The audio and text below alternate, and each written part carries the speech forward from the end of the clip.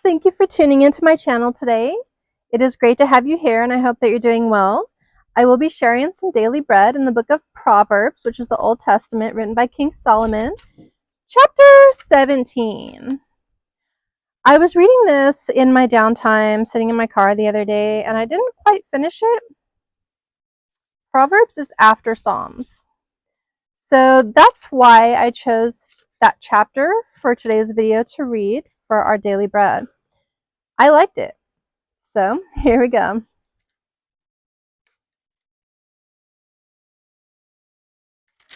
I believe this is the New American Standard Bible, NASB.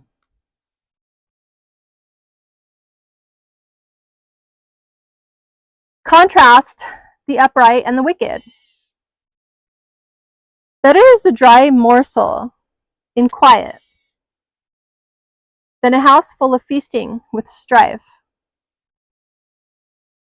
A servant who acts wisely will rule over a son who acts shamefully,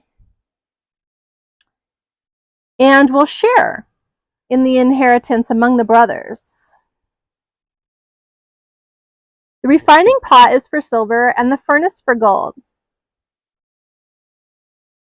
but the Lord tests the hearts.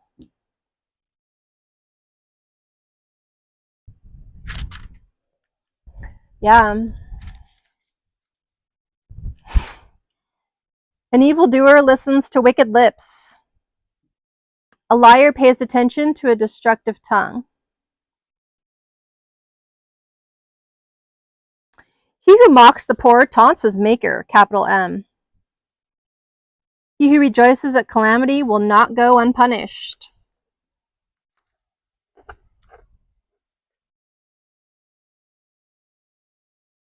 Grandchildren are the crown of old men, and the glory of their sons is their fathers. Excellent speech is not fitting for a fool, much less are lying lips on a prince. A bribe is a charm in the sight of its owner. Wherever he turns, he prospers. He who conceals a transgression seeks love.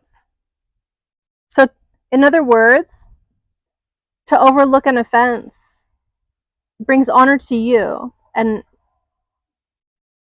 cultivates love, which is God, godly love, agape, unconditional.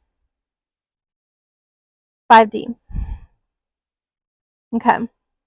So Proverbs 17, verse 9, again. He who conceals a transgression seeks love, but he who repeats a matter separates intimate friends.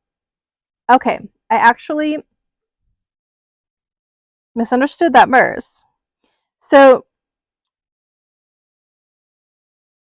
if you do someone wrong and you don't tell them about it, that's to conceal a transgression.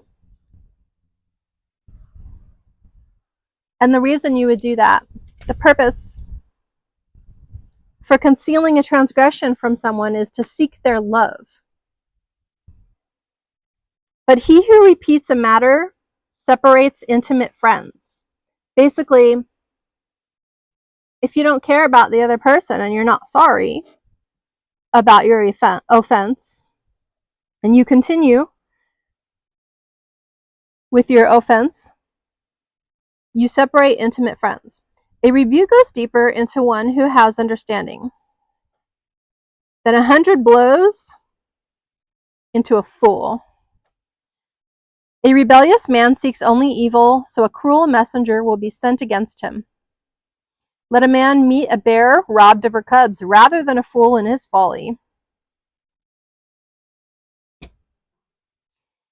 He who returns evil for good, evil will not depart from his or her house. The beginning of strife is like letting out water, so abandon the quarrel before it breaks out. He who justifies the wicked and he who condemns the righteous, both of them alike are an abomination to the Lord. Why is there a price in the hand of a fool to buy wisdom when he has no sense. A friend loves at all times, and a brother is born for adversity. A man lacking in sense pledges and becomes guarantor in the presence of his neighbor. He who loves transgression loves strife.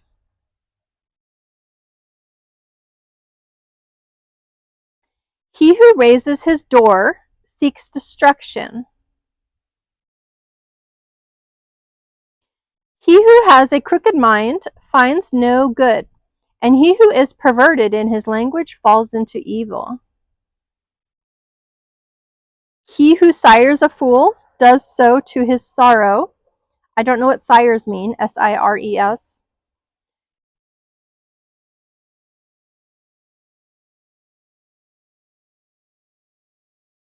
And the father of a fool has no joy.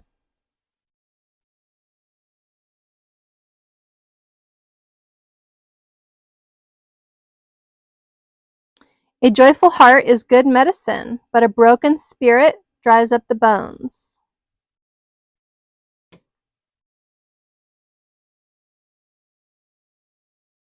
A wicked man receives a bribe from the bosom to pervert the ways of justice.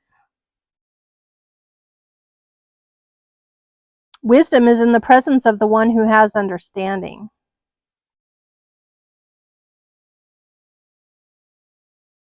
But the eyes of a fool are on the ends of the earth. A foolish son is a grief to his father, and bitterness to her who bore him. It is also not good to fine the righteous, fine like money fee, nor to strike the noble for their uprightness. So for fine, it could be like ticket. Like a policeman writes a legal ticket for a fine. It's not good to fine, to ticket the righteous, nor to strike the noble for their uprightness. So basically, corrupt cops are not good.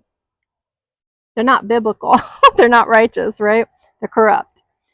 Nor to strike the noble for their uprightness. Don't repay someone's good with evil. That's basically what it keeps saying here.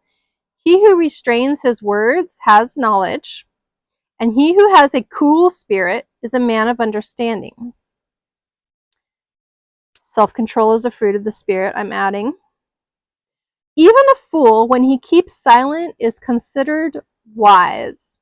When he closes his lips, he is considered prudent. Thanks for watching.